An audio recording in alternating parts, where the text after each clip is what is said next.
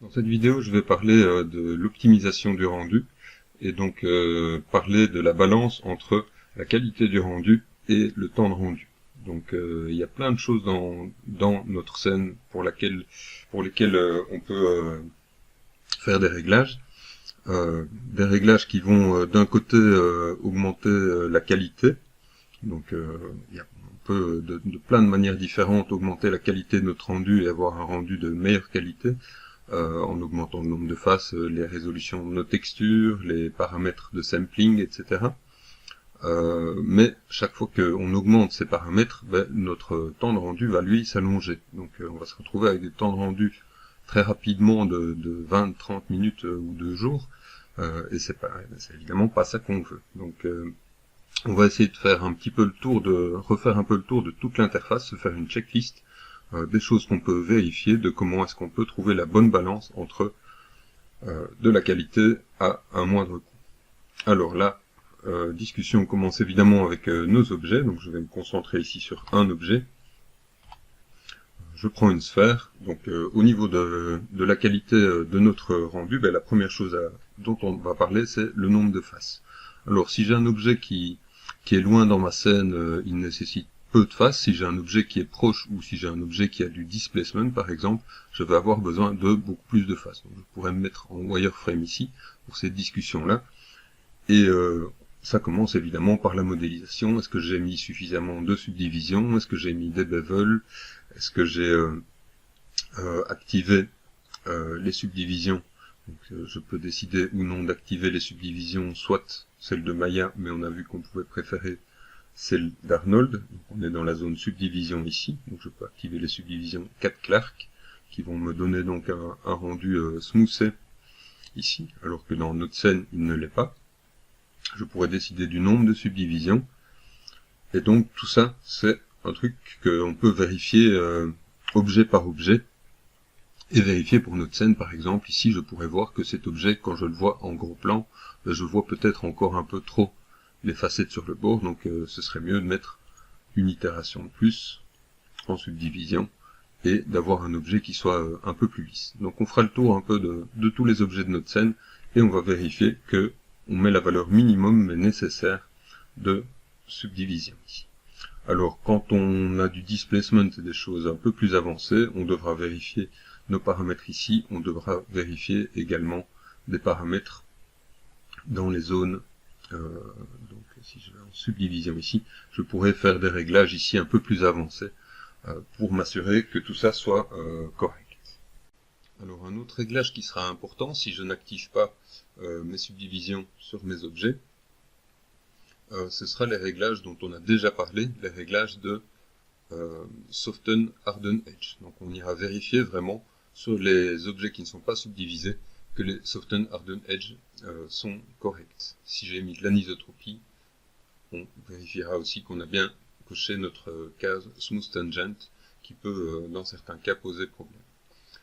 Alors le deuxième élément sur lequel il faudra être attentif, c'est la résolution de nos textures images. Donc si je travaille avec des textures, donc j'ai mis des textures images par exemple en base color, je devrais bien sûr faire le point sur la résolution de mes textures pour éviter qu'on ait des textures étirées, des textures pixelisées ou des textures avec une résolution trop élevée. Ça ne sert à rien sur un objet qui est vraiment très lointain dans notre scène de mettre une texture énorme qui va juste occuper la mémoire RAM au moment du rendu et bouffer tout notre temps de rendu. Donc on fera un effort particulier dont je ne vais pas trop parler maintenant parce que ça fait plutôt l'objet d'un cours sur les textures, mais on fera un effort particulier de revoir dans toute notre scène que les résolutions de nos textures sont correctes. On devra parler des UV, de densité texel, etc. Je ne m'étale pas sur ce sujet-là maintenant. Alors une fois qu'on a validé notre géométrie, nos UV, nos textures, on peut en arriver aux shaders et aux éclairages. Alors pour commencer, on a toute une série de petits moyens de tricher un petit peu, de décider si certains éléments vont être calculés ou non. On en a déjà beaucoup parlé. J'ai notamment mentionné par exemple l'idée qu'une lumière pouvait ou non intervenir par exemple au niveau de être visible à la caméra ou participer au niveau de l'éclairage indirect. Je pourrais décider par exemple que cette lumière-là, si elle était moins importante dans la scène, ne contribue pas au niveau de l'éclairage indirect. J'ai parlé des possibilités avec le light linking, de faire en sorte que telle lumière éclaire ou non tel objet. Donc toutes sortes de réglages comme ça vont permettre de décider qu'on ne calcule pas par exemple les contributions ou les ombres d'une petite lumière dans le fond de la scène qui n'a pas besoin vraiment d'intervenir ou de contribuer. Tous ces réglages-là, c'est des manières de tricher dans l'interface. Ça pourrait être également de décider qu'un objet ne projette pas d'éclairage de réflexion spéculaire ou de choses comme ça. Donc on a plein de petits réglages comme ça, un peu disséminés partout dans l'interface, au niveau des matériaux, au niveau des objets, au niveau des éclairages, qui vont nous permettre de tricher éventuellement, simplement pour simplifier un petit peu, simplifier un peu notre scène. J'ai parlé notamment aussi, quand je parlais, donc j'ai parlé des caustiques, est-ce qu'on veut les caustiques ou pas, donc toutes sortes de réglages qui vont faire en sorte que notre temps de rendu va être nettement plus long ou être optimisé, parce que, a priori, c'est des choses qu'il ne faut pas calculer si elles n'apportent pas grand-chose dans notre scène. J'avais mentionné aussi dans le cours de l'éclairage la possibilité d'utiliser le light decay, qui était vraiment une formule très intéressante pour faire en sorte qu'une lumière n'éclaire pas ou éclaire moins, donc avec un dégradé à une certaine distance et n'éclaire plus au-delà d'une certaine distance. On a également ici un petit seuil qui peut servir à faire en sorte que les lumières qui n'apportent pas une contribution suffisante ne soient pas calculées. Donc si je regarde ici avec une valeur de 1, je vais voir que dans les zones où la contribution n'est pas supérieure est inférieure à 1, le calcul n'est plus exécuté. Donc c'est évidemment une valeur qu'on va jamais mettre à une valeur de 1, mais ça pourrait être intéressant de commencer ici. Donc on voit que il y a certaines zones qui sont moins éclairées au-delà ici. Donc je pourrais faire en sorte, grâce à ceci, que des lumières qui ont des contributions relativement faibles on ne calcule pas leur contribution dans des zones qui sont vraiment trop éloignées, où elles n'apportent vraiment plus rien et où d'autres lumières les supplantent. Donc des valeurs peut-être de 0,01 pourraient être intéressantes quand on a beaucoup de lumière dans la scène, et notamment pas mal de lumières qui ont des faibles intensités. Alors à toute cette description de géométrie, de matériaux, de lumière, on vient encore rajouter le comportement de notre caméra. Donc on a déjà parlé de la résolution qui est vraiment essentielle au niveau du temps de rendu. Évidemment, si on fait un rendu en 540 ou en HD 1080, le temps de rendu va être... donc on va avoir 4 fois plus de pixels en largeur, 2 fois en hauteur, 2 fois en largeur. Donc évidemment, notre temps de rendu va quadrupler si on augmente notre résolution. D'autres paramètres tels que par exemple la profondeur de champ peuvent également augmenter notre temps de rendu. Donc tout ça nous amène petit à petit vraiment au cœur du problème, qui est de parler du ray tracing. Alors qu'est-ce que c'est le ray tracing? Je vais prendre pour expliquer ça quelques illustrations qui viennent de l'aide d'Arnold. Donc on a notre caméra, nos sujets dans notre scène, et on regarde au final au travers de notre grille ici de pixels, et on veut trouver une couleur pour chacun des pixels. Alors notre œil passe au travers donc d'un pixel et arrive sur une surface. Cette surface, elle a des couleurs, elle a un comportement défini par son shader, et donc elle va les rayons en fait proviennent de la réflexion qui vient d'un objet ou d'un autre. On peut prendre le problème soit depuis l'œil, soit depuis les lumières. Donc on a une lumière ici qui éclaire un objet. Cet objet est par exemple diffus, il va renvoyer des rayons dans toute la scène, et certains de ces rayons, très rares, vont arriver par réflexion, par transmission, etc. jusqu'à l'œil.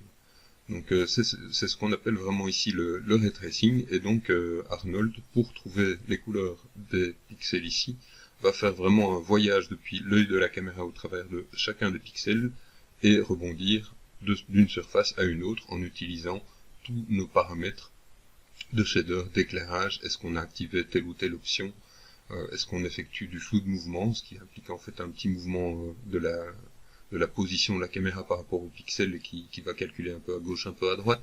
Bref, tout un tas de calculs que Arnold fait pour nous pour trouver les couleurs de notre image au final. Alors, tant que j'y suis sur l'image au final, il faut parler évidemment du format d'image. Donc ça c'est une petite parenthèse. Donc on va essentiellement nous parler de deux formats qui nous intéressent plus que les autres. Le PNG si vous voulez vraiment un rendu simple et fixe, sur lequel vous ne devez pas faire de retouches a posteriori. Donc si je me mets en PNG, je n'ai pas vraiment beaucoup de paramètres à définir. Donc ça se définit un petit peu tout seul. On peut mentionner le color space ici. Donc l'idée que on utilise la même transformation ici. Donc on a une image qui ne doit pas paraître trop sombre comme ça ici, mais on lui fait subir une correction gamma sRGB pour qu'elle soit enregistrée de cette manière-ci. Et donc ça c'est un petit une autre petite parenthèse que je pourrais faire, c'est de parler des color space, mais c'est un sujet quand même un peu complexe, donc je le mets de côté. Mais donc simplement vérifier quand vous enregistrez que vous utilisez la transformation gamma ici, sRGB gamma, quand vous enregistrez en PNG. L'autre format qui peut être vraiment très utile, c'est le format EXR. Et le format EXR, c'est un format beaucoup plus sophistiqué, qui permet d'enregistrer nos images avec en fait toutes sortes d'informations. On aura notamment une information qui nous permet d'enregistrer par exemple des points qui seraient beaucoup plus lumineux. On pourra en post-production aller récupérer le détail, le dégradé quand on utilise un format EXR, tandis que dans un format PNG, tout va être écrasé dans des valeurs et on aura des zones qui seront brûlées ici. Donc on retient déjà vraiment que le format EXR, c'est un format qui sera utile pour la post-production, mais ne fût-ce que pour récupérer des beaux dégradés, etc. dans Photoshop, en jouant un petit peu sur l'exposition de l'image ou toutes sortes de choses.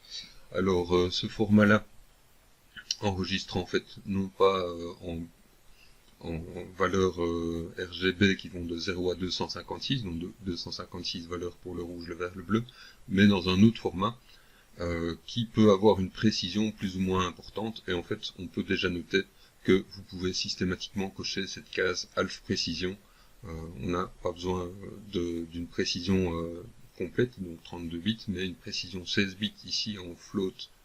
C'est un petit peu des détails techniques, mais ça vous fera des fichiers moins lourds sur votre disque dur, donc vous pouvez vraiment vous permettre de cocher cette case systématiquement. Alors dans les cases ici, on peut cocher celle-ci. Si on va vers Nuke, décocher celle-ci, sinon la laisser cocher.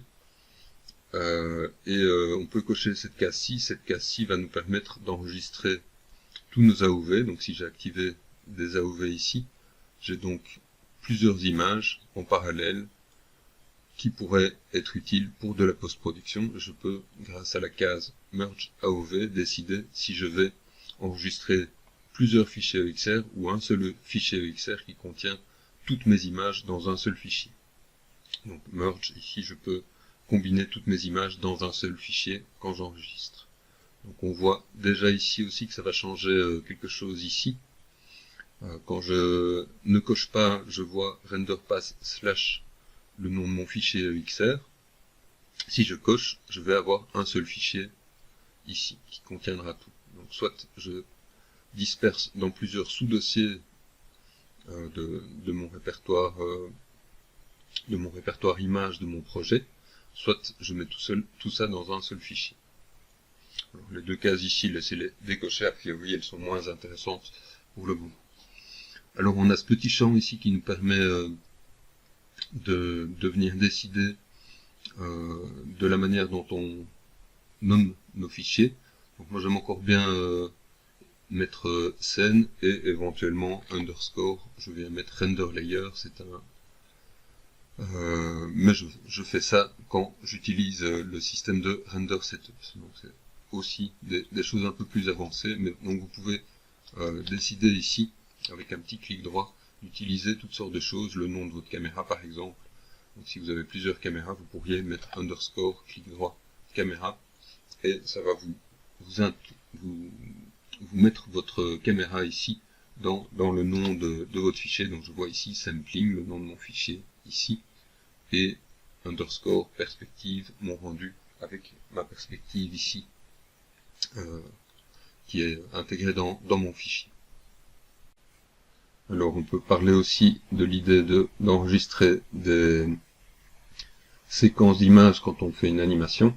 Et donc ici on viendra se mettre dans un format qui va intégrer, ici on voit 4 chiffres, donc je peux choisir 3 chiffres ici, et choisir le frame range, donc la durée de mon animation que je veux enregistrer. Si je veux enregistrer tous les frames ou un frame sur deux, je pourrais définir tout ça ici.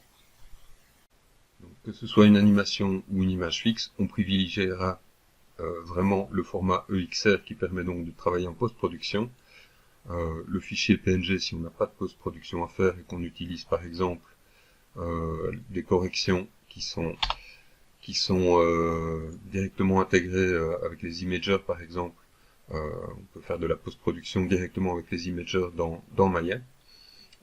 Mais donc format EXR et des séquences d'images numérotées qu'on recomposera dans un logiciel comme Premiere, plutôt que surtout d'enregistrer vraiment jamais des animations en AVI ou des choses comme ça. Donc, comme on l'a déjà vu, on pourra enregistrer nos fichiers soit par ces images ici ou ces images EXR ici si on veut enregistrer les différents AOV, j'y reviendrai. On peut faire un rendu soit un rendu en séquence ici pour enregistrer toute une animation ou une image fixe, avec le nom qui est spécifié donc ici et le dossier qui est spécifié ici par notre projet. On pourra également, si on a une licence officielle de Maya, payante, une licence payante professionnelle de Maya, on pourra effectuer un batch render qui consiste à utiliser un programme séparé de Maya et donc lancer des rendus et continuer à travailler dans Maya en parallèle. Donc on pourra utiliser aussi des render farms, etc. avec les batch renders. Donc là on entre vraiment dans du rendu plus professionnel. Alors il me reste vraiment encore 3 sujets à développer. Tout d'abord les redeps, les paramètres de sampling et les AOV. Je vais commencer par les AOV. Donc les AOV, on les a déjà utilisés à plusieurs reprises. On les a utilisés quand on étudiait notre éclairage. On avait vu qu'on pouvait sortir des passes de direct, d'émission, d'indirect, et éventuellement utiliser cette zone-ci en conjonction avec cette zone-ci de l'éclairage pour séparer nos lumières et visualiser la contribution en éclairage direct ou indirect de telle lumière. Donc on peut également visualiser nos éclairages en les isolant ici. Donc ça c'est aussi une manière intéressante de visualiser la contribution d'un éclairage ou d'un autre. C'est ce bouton qui permet d'isoler la sélection. On peut également simplement masquer une lumière. Donc on pourrait utiliser ces passes, par exemple la passe d'émission en post-production pour faire en sorte que une lumière, on lui rajoute un petit flou autour avec un calque dans Photoshop. Donc on duplique cette passe-là, on fait un flou et on le rajoute avec un mode de fusion adapté pour faire un petit effet en post-production. Alors on a utilisé les passes on pourrait faire d'autres choses en post-production, comme utiliser la passe de ZDepth pour créer de la perspective atmosphérique ou toutes sortes d'applications qui méritent vraiment beaucoup d'explications. On a utilisé aussi nos passes, nos AOV, qui s'appellent les passes de rendu dans beaucoup de logiciels.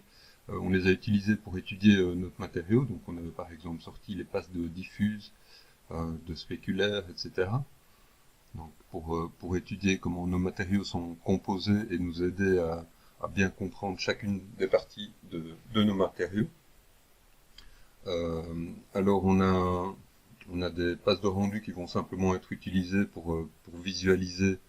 Donc si je prends CPU Time pour visualiser, et ça pourrait nous intéresser déjà maintenant, pour visualiser le nombre de calculs effectués en chaque point et le CPU time, donc le temps que prendra le processeur pour calculer chaque point de notre image.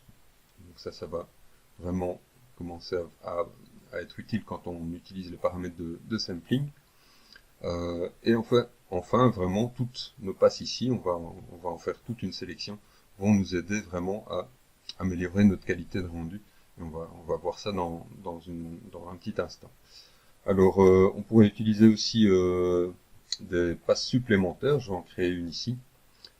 Donc, je l'ai déjà fait un peu avec les matériaux, mais je vais montrer une autre application. Pas AOV, je veux faire une passe d'ambient occlusion.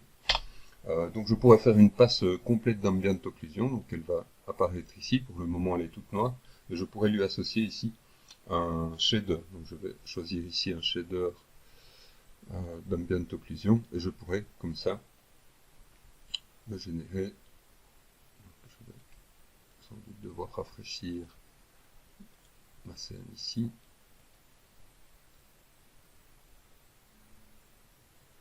Voilà.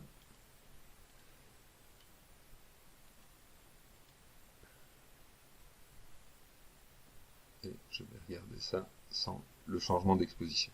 Donc voilà, j'ai ici ma passe d'ambient occlusion. Donc c'est une passe supplémentaire qui pourrait de nouveau être utilisée en post-production, comme la passe de ZDEPS, etc. Pour par exemple venir changer, assombrir un peu les couleurs dans les creux des objets, etc. Donc pour revenir à ma petite discussion sur l'optimisation du temps de rendu, rajouter certaines passes comme ici la passe AO va me rajouter du temps de rendu. C'est un calcul supplémentaire. Si je considère ces passes-ci ici, c'est des éléments qui sont de toute façon calculés lors de la création de la passe principale, c'est-à-dire la passe beauty. Donc quand je calcule cette image-là, je ne fais en activant les AOV que stocker temporairement sur le côté les étapes du calcul. Donc certaines passes de rendu, toutes celles-ci ici, ne vont rien rajouter parce qu'elles font partie du calcul. Si je rajoute des passes supplémentaires, ça peut éventuellement rajouter donc un calcul supplémentaire et donc allonger un petit peu mon temps de rendu, pas forcément significativement, donc ça peut être quand même intéressant de le faire. Alors, donc les AOV vont être stockés ensemble dans un seul fichier et il faudra éventuellement, avec un petit plugin dans Photoshop, je pense que peut-être maintenant Photoshop le fait nativement, on pourra visualiser chacune des passes séparées et les recomposer avec des modes de fusion appropriés ou faire ça dans des logiciels de post-production comme Nuke.